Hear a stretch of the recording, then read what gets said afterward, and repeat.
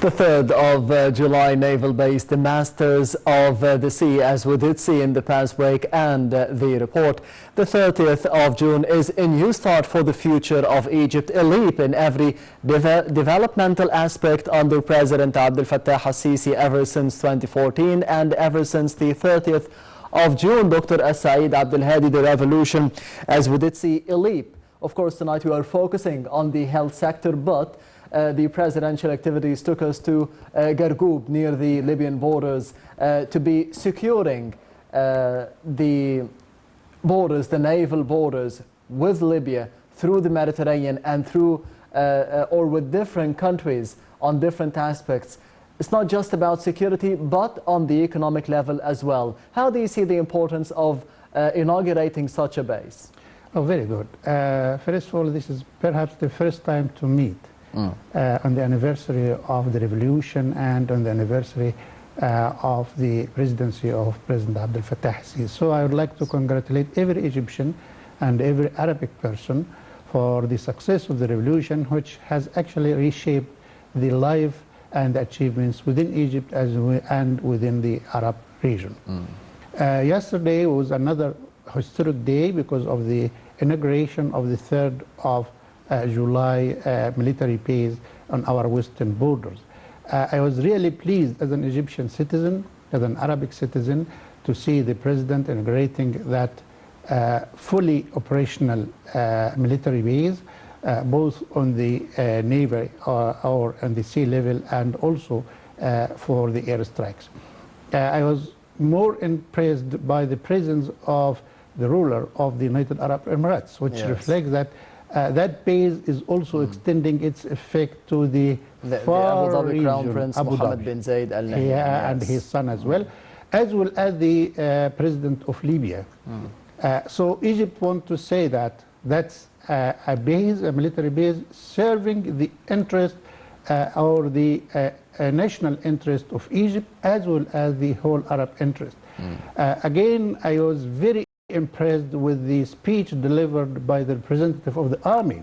He said very strong words that Egypt has the oldest army all over the world, is building that one to protect its security, its national interest. We are not aggressors, but we are ready to defend ourselves, our interests, both for the national and the Arab region at any time. So that was a very good gesture, coming on time, and I would say that the revolution has pushed advances in all fields. Yes. We're going to speak or focus on health, but also all fields have witnessed major advances. I would see breakthrough in many fields, including not only in the army, but in the civil life, in the transport, in housing, and managing many chronic problems within Egypt. I think that's a very real start. I have read an article saying that the achievement happened within these 7 years may echo the achievements of Muhammad Ali at the start of the 19th century. But in a very short space of time, 7 or 8 years. Absolutely. So that the achievements done here are much more than the achievements done over 40 years or so. So that's very good. As an Egyptian, as an Arabic person, our citizen, I'm quite happy, and I just say congratulations for the Egyptian administration and for the Egyptian army and for every person for that achievement. Regarding security under President Abdel al-Sisi, or ever since the June 30th revolution, of course we did see the terrorist threats, terrorism, as we did see through the Terrorist Brotherhood organization and the threats that were made after the June 30th revolution by the leaders of the Terrorist Brotherhood organization. How do you see the achievement of the political leadership by President Abdel al-Sisi, by the Egyptian army, to be eradicating terrorism and to be strengthening the army and the navy at the same time? Because what happened yesterday was another show of strength for the naval bases and for the navy in general in Egypt. Absolutely. If you look back 7 years when the President Abdel al-Sisi took office, Egypt was in a very liquid situation. I mean, the security not only on the front pages or in Sinai or here, even in our daily life within the inner cities within Egypt, was very much compromised. You may remember the difficulties of us moving from one street to another or from one city to another. Yes. So the first priority for the president, for the administration, was to stabilize the situation and to fight terrorism. We had terrorism both within the borders and on the borders in Sinai and in the Wahat and everywhere, but even in Daqahliya, where I come from, we had explosions within the headquarters of the police. So the situation was very, I would say, was very difficult for any ruler, but Egypt has managed by the collaboration of the army and the police and the indigenous Egyptians. I would say the revolution came from the support of millions of Egyptians. I was one of those who took onto the street on the 3rd of June and on the 3rd of July, and I'm quite happy for taking part in that. So the support came from the public, and over the years, the Egyptians have shown their support and backing for the administration. And I would say, as the president and many other presidents have said before, no president can make success without backing of the ordinary Egyptians on the streets. And that's what happened. If you look over the last 7 years, the president has done his best, the governments have done their best, but also the average Egyptians have paid a heavy price supporting, backing, and endorsing the stabilization of the country, and also paying part in the economic reform which has made it available. So it's, I would say, both sides of the coin. The government has done, the president has done quite good, as well as the average Egyptian has done. Before switching to the health sector and the achievements that we've had under the political leadership of President Sisi in the past 7 years, you've mentioned that you have taken to the streets on the 3rd of July, on the 30th of June revolution. Yes, How did it feel? Because we did see the personal experience of a number of Egyptians through the film Al-Qarar, or the decision, on the 30th of June. What was your personal decision to be taken to the streets on the 30th of June against the terrorist brotherhood organization in the governorate of Daqahliya or the city of Mansoura? Oh, it's a very good question. To be honest, if we took into the years, if we look back onto the year that between 2012 and 2013, and the catastrophic events we have faced, we came to the conclusion that it is impossible to carry on in that way. We had shortage in petrol, we had shortage in our cutting breakthrough, in electricity. We can't go to work, okay? And we seem to have turned into a country from, you know, the banana kind of thing, where there is no actual control over things. And the initiative came from the rebellion, or Tamarrud, yes. And I signed among the millions of the Egyptians who have done that. To be honest, I was skeptical because of the threat of going onto the street on the 3rd of June. But I said, let's take my daughters and see that we are going to build for the future. We cannot carry on in the future with that one. Still, we're under the control of the Brotherhood. President Morsi was still the ruler, but we took on the street.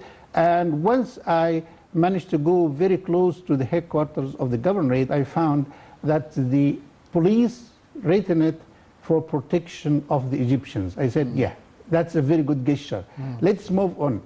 That was about 10 a.m. By 12 a.m., we reached more than 500,000, and around 3 p.m., there was at least 1 million persons on the streets of Mansoura. I am speaking about my personal experience, and it's turned into a more form of celebration because we're taking photos, we have put it on the Facebook. Yes. It keeps remembering us with a standoff against an organization that failed to control the country.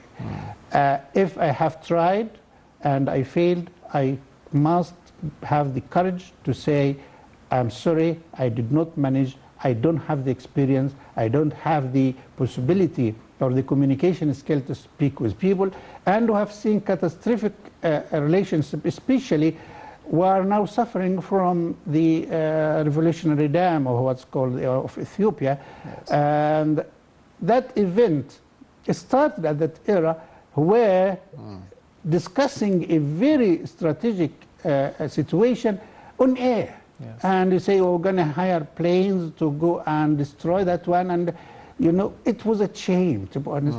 And day after day after day, it was crystal clear that Egypt is a big country. Egypt is the root of civilization, cannot carry like that. And I've taken the straight. I have never regretted, and I am quite happy. And I would say I would be honored with my colleagues who have gone. And on that day, I have seen hundreds of staff members from Mansoura University taking onto the streets. And that's the result now. We are living in safety, stability. We're seeing progress in so many fields. Today, I came from Mansoura in less than 2 hours. During that year, I used to go back to Mansoura in 6 or 7 hours. So see what happens in the roads, see what happened in the irrigation system, see what happened building new cities like Al-Mansoura, new Mansoura city. Absolutely, everywhere. You new universities, you know, new roads, new cities. So it seems that Egypt is moving, as we say, into a new republic, or what's called, I don't know what's called, second republic, but definitely it is a landmark for a new life of Egypt. Yes, congratulations on taking the right decision on the 30th of June and the 3rd of July against the Terrorist Brotherhood organization, an organization that did not believe in Egypt and did not believe in a country. We will be now focusing on the result of the 30th of June revolution and the 3rd of July victory against the Brotherhood organization in the field of health. The health sector, how progress and the development of the health sector over the past 7 or 8 years under President Al-Sisi in the upcoming report. So stay tuned.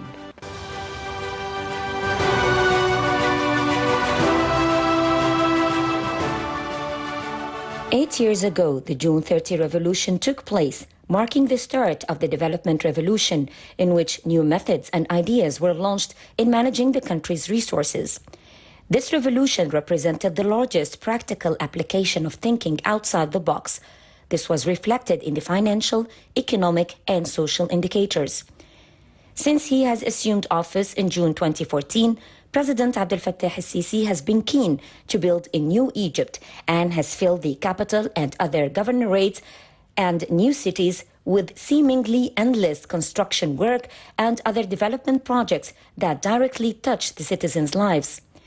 The health sector has been one of the first and most prominent on the agenda of the political leadership and state institutions, whose feasibility appeared during the pandemic. The strategic plan for the development of the sector was based on several axes, including increasing the number of hospitals, beds, and developing existing hospitals, as well as raising the efficiency of the technical level and medical care through training medical cadres from doctors and nurses abroad and launching a comprehensive health insurance system in which the origin is the family and not the individual. So far, the country has allocated over 400 centers to serve as coronavirus vaccination points. Egypt has received millions of coronavirus jabs from Sinopharm, AstraZeneca, Sinovac, and Sputnik V vaccines and is planning to import millions others. Officially, Egypt will locally produce China's Sinovac and Russian Sputnik V vaccines and is planning to secure millions of doses annually as part of the state's industry localization plan. Most recently, Health Minister Dr. Saied said that Egypt has produced in late July its first 300,000 Sinovac coronavirus doses. Vaxera Sinovac, made in Egypt. She added that as of August 10, 15 million Egypt-made vaccine doses will be available per month to vaccinate 40 million citizens by the end of the year.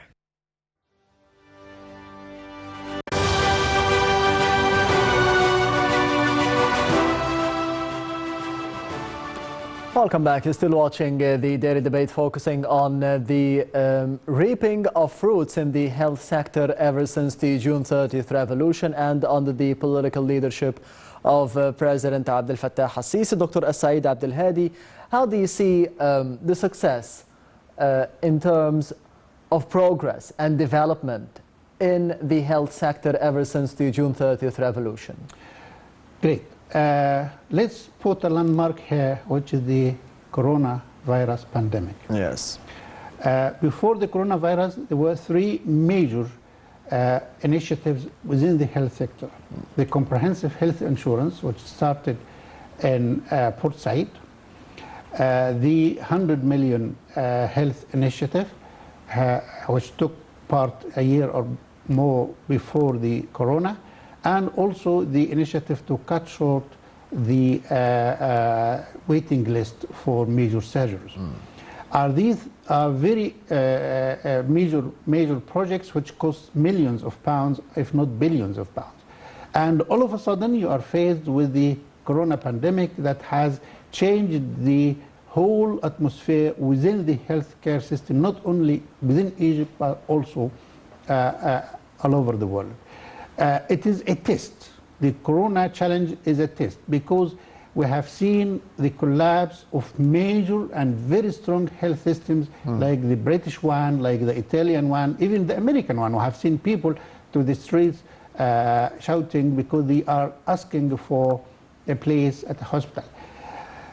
So what happened is that the success in the three major projects before the corona continued all through till the current time with a relatively prioritizing things. I mean, yes, the comprehensive health insurance is moving and it is continuing, even now expanding to the other governorates than Port Said. We've gone into Luxor, Aswan, maybe Suez, so some of the Sinai as well. So that is the mega project for the future. It started before, but is moving with us. The other project that is the cutting short the waiting list for people who have seen suffering is also, although the priority it is a bit less than when it started, but also is carrying on, and we still doing to a bit. We have to take priorities because now the environment within the hospital is not as before. The third one is the 100 million health for the Egyptians. It's also still continuing. And from that one, we have moved into the initiatives for the women's health. We have seen the detection of breast cancer removing. We have seen initiatives for the children and preschool and the school ages for nutritional deficiencies, detection of disease, even the muscle atrophy that we're going to speak about later on. Okay, and what happened after the corona or within the corona? There are another major initiatives that came over: the inauguration and establishment of a pharmaceutical city in Al-Khanka and Al-Qalyubiyah, which was going to supply the medicines that Egypt need within a short time. That is a very profound project because as we are speaking about your safety and security, you need to have a strong army, but also in medicine, you need to produce your own product. Not only by the government in partnership with the public or what's called the public-private partnership. So the pharmaceutical city or the medicinal city within Al-Khanka is going to add to the Egypt, and I've seen the president saying that Egypt is aiming to get 100% of its medicines need at 100% quality. So we're aiming for quality and to achieve self-satisfaction from the production of that one. That's a very major project. It's going to cost billions of pounds. The other one that's also is a major project that's going to cost billions of pounds is the blood product manufacturing, or the plasma, what's called known as the plasma manufacturing project. That's another major project that's going to cost millions of pounds because the products of the plasma, although we donate the blood, we donate the plasma, but we can subsidize or we can separate the plasma and make many products that could be life-saving. So Egypt is moving. Yes, the coronavirus is taking a heavy interest. The interest of the government as a whole, by the Prime Minister himself, is leading the task force for it. And also the Minister of Health is moving along that one to very specific fields as we address. You've mentioned, Doctor, the coronavirus pandemic and the fight that we are having here in Egypt and the efforts against the coronavirus. Taking a step backwards, the campaign against the virus C, eradicating the virus C, did this help us, help the Egyptians, the health of the Egyptians to be coping with the coronavirus pandemic? Absolutely. Taking the coronavirus will affect any person who is compromised regarding the immune status or in a comorbidities. If we consider that, the initiative for the screening and treatment of hepatitis C has continued at the same strength. It is definitely protective against the corona, because millions of the Egyptians who were carrying this virus could have died as a result of the corona. So protecting against the hepatitis C or any chronic illness, it is not only against hypertension. You know, the morbidity is higher, or the death rate, or it's called the mortality, is higher in the corona if a person is suffering a comorbidity like hypertension, like asthma or chest disease, like heart disease, or an immunocompromised with an organ transplant or receiving immunosuppressant. So definitely the work done before the corona has played a role in crossing the catastrophe happened by the coronavirus pandemic. On the other hand, speaking of the coronavirus, how do you see the vaccination campaign, the inoculation campaign in Egypt going now? It's going fine, although we have vaccinated 4 million or so, but now we have got the Sinopharm vaccine ready to be released for the Egyptian people. Yes. And we are hoping for another 4 million or so. As I heard from the Minister of Health, Dr. Saied, she is hoping for 40 million to be vaccinated by the end of this year. This is a very noble initiative. But we have had the Chinese one from Sinopharm or Sinovac. We have had the AstraZeneca one. Yes. And also we are manufacturing now, not manufacturing, but I always say we've got the right to produce the Sinovac vaccine, for the another Chinese one. But I am aware that we have had the pledge from the Gavi or the Gavi to supply 20% or 20 million doses, and we are waiting for that one. But also our production of the Sinopharm vaccine will add. So the initiative or the aim or the objective to vaccinate 40 million by the end of this year would be quite good. And how many have been vaccinated so far, in your opinion? Just over 4 million, to the best of my knowledge. Just about 10% of what we are aiming at. I hope we can catch up to the 40 million in aim by the end of this year, but the start was a bit hesitant, and it was on both sides. I have seen many highly educated people who are hesitant, and from but why is this that? place, it's very skeptical. There are an initiative, it is known in many other countries that there are groups will come against the vaccine. But that was against measles, mumps and rubella and things like that. But against the coronavirus, you are causing harm. If you are not happy to take the vaccine, well and good, but don't harm others, because if you prevent other members from getting the vaccine, you are adding more to the spread of the virus. So I would say from here that the vaccine is safe and effective. Forget about all the side effects. The side effects so far mentioned in any of the vaccines, especially the AstraZeneca, are much less than the odd ratio of paracetamol, which you take for common cold. If you are vaccinating, if you're using for 20 million or so and you're getting a death rate of 20 people, that could happen without anything else. So don't listen to the rumors, don't listen to the propaganda against the vaccine. The vaccine is safe and is proved effective.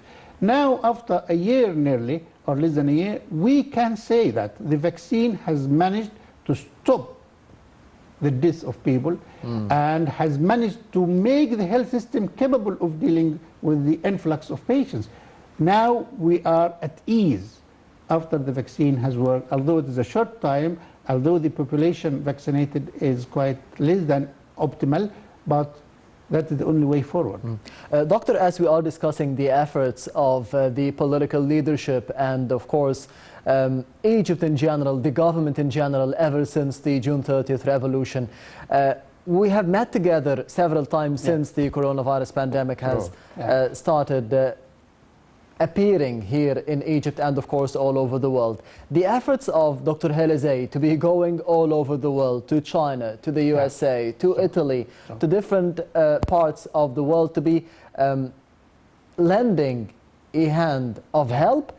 And as you mentioned here in Egypt, now we are trying to be having more vaccines from all over the world, to be manufacturing the vaccine doses here. So it started in 2020, now in 2021. How do you see the efforts of Dr. Saied and the Ministry of Health in general? Yeah, it was a very good, orchestrated and coordinated behavior. Yes. And if you look back, when we started, the outbreak came from China, and the Minister of Health, Dr. Saied, has visited China and giving hand to them. Now China is giving hand to every other country in the world. So thinking ahead that you might need a country, a very important country like China, and after that she's also visited Italy, when Italy was hardly hit by the pandemic, and she's giving aid for that one, even the USA. So when you give, you can take.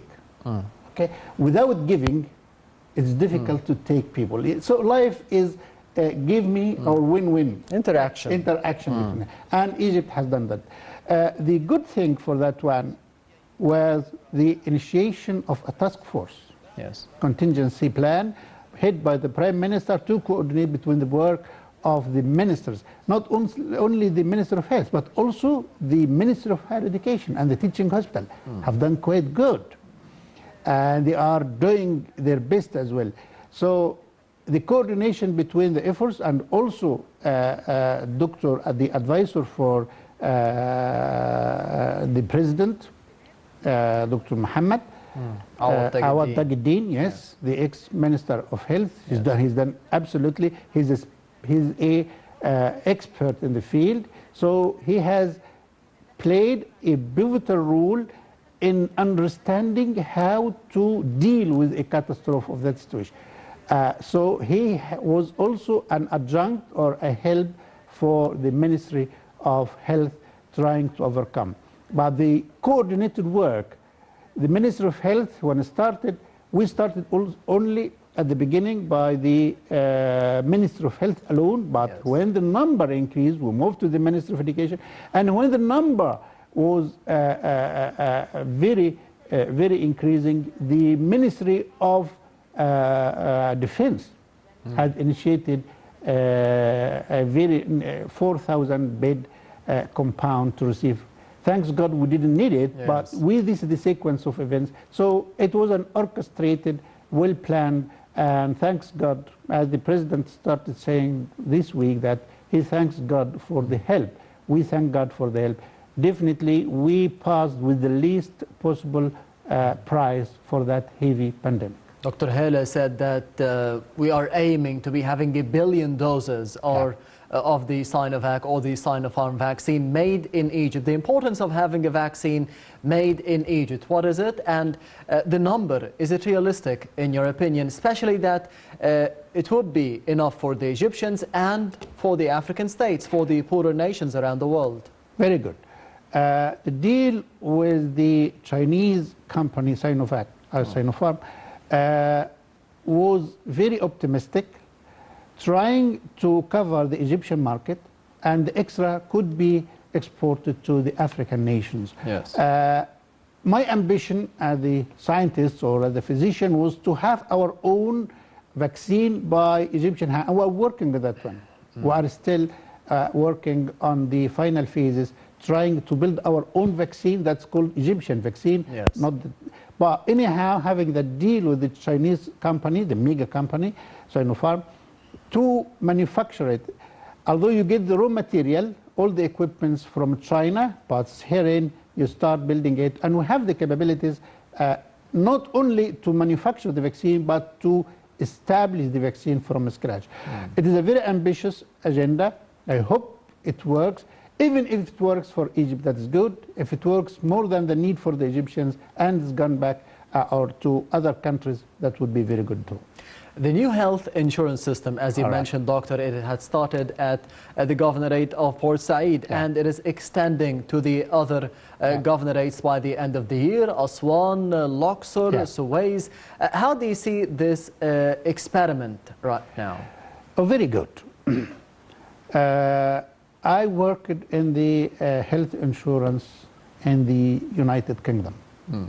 And the one thing the British are proud of is their health insurance. If you speak about what you have good, they won't speak about the clean streets or the British tradition or the British food. They speak about one thing, that is the British insurance system. I, as a student in the UK, spent many years there, and I was covered, and my family are fully covered for nothing. You don't pay anything. That's very good. So it gives you, the sense of being a human, being protected at any time, that you can go to the hospital at any time, day or night, summer or winter, if you have an illness or any member of your family. That was not the case in Egypt, although we have about 48 or something covered by insurance, like children and those working for the government. But the comprehensive health insurance system, that is a mega project. That's going to take us perhaps 10 years more or so. Did it succeed in Port Said? To be honest, and I need to be objective, I have not seen the reports. I'm waiting, so I'm telling you the truth. I am eager to know exactly what is happening there. It is a very important experiment, and I'm not expecting 100% success rate. Yes. Nobody is going to expect 100% success, because that is needing a lot of things to be done, from physicians to infrastructure to finance and so on and so on. I'm hopeful that it is working fine, but unfortunately I haven't read any report, formal report from the government and from the Ministry of Health saying exactly what's happening. But I am seeing the minister moving to other governorates in good steps, and from my informal inquiries or speaking with my colleagues working there, it is working very nicely. It has done a lot of good work to the local citizens, although perhaps because the proper demarcation, because that is a very complicated process, including the teaching hospital in the Ministry of Higher Education, including the private hospitals. So the comprehensive health insurance does not mean only it should be delivered by the Ministry of Health, but the first gate should be the Ministry of Health. And it should be covering every other hospital or institution. Should include everything, including the private ones. So if you have whatever disease you may face with, you need to go first to the Ministry of Health, first to your GP, and then GP is going to triage things and move you either into the hospitals within the Ministry of Health, or in have the Port Said University there, teaching hospital, or even the private hospital. And all will be financed by or covered by the comprehensive health insurance. So I'm eager, I'm waiting to read formal reports telling us, and I wouldn't be worried at all if it is 70% success. If I have... It's a good start. Absolutely. Absolutely.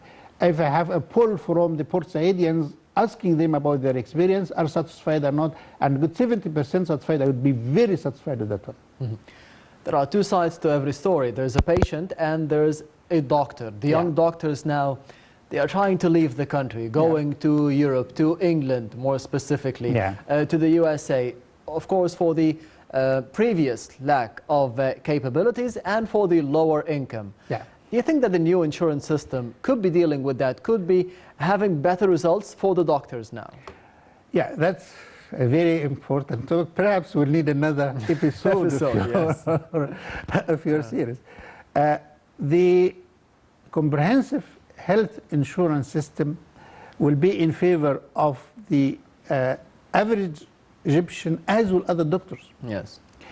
Because in that system there will be good payment for doctors and also good training for doctors.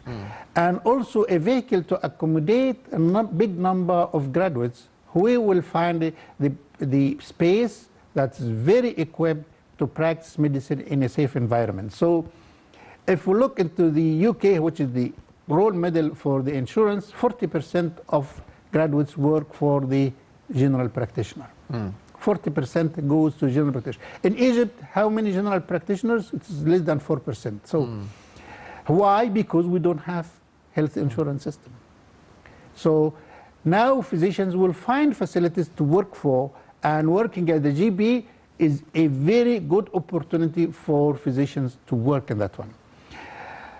So it's going to accommodate doctors, it's going to give more facilities for doctors. It's not only that, but also the regulations, the bylaws that govern the health insurance system are in favor of the physicians. So perhaps physicians will be #1 beneficiary from the comprehensive health insurances. So I hope that Egypt will move after the corona goes off with faster steps to implement the comprehensive health insurance system to cover the whole government within a short time. We've spoken about a lot of initiatives in the field of health or the health sector under the leadership of President Assisi. One of the most recent was the one you've mentioned, Doctor, the muscle atrophy, especially for the children, as we did see campaigns over the social media for children in Egypt. Yeah, absolutely.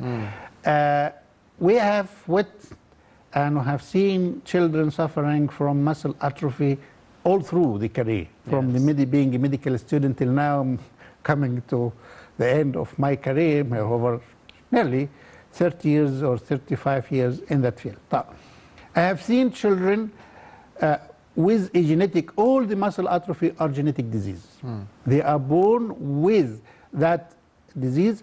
It is not apparent and not diagnosed at early phases because you are not expecting the newborn or the recently born baby of 1 year to move forward.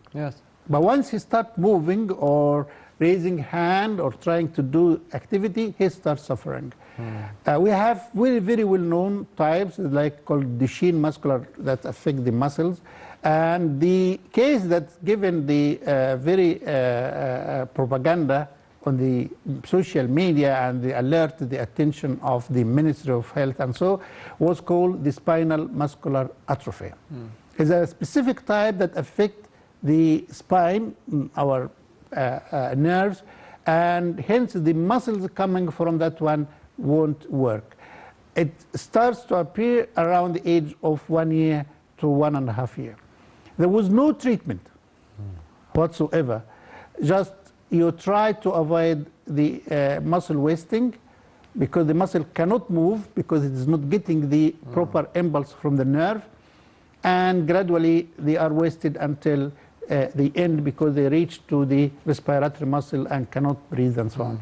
But that child was diagnosed as having the spinal muscular atrophy, and his mom and dad have made that propaganda, and then now there is a gene therapy for the muscle atrophy. The Novartis, the company manufacturing that one or selling that product, sell it for $2.1 million for gene therapy. The base is that they are born with a deficient gene, and they have to sequence and isolate the gene, and then carry that gene on a vector, usually a virus, exactly as is done in the corona one, we spoke about it before. So you get part of the virus, you carry it on another virus that can reach. In the corona, we carried on the adenovirus because that one got into the respiratory system.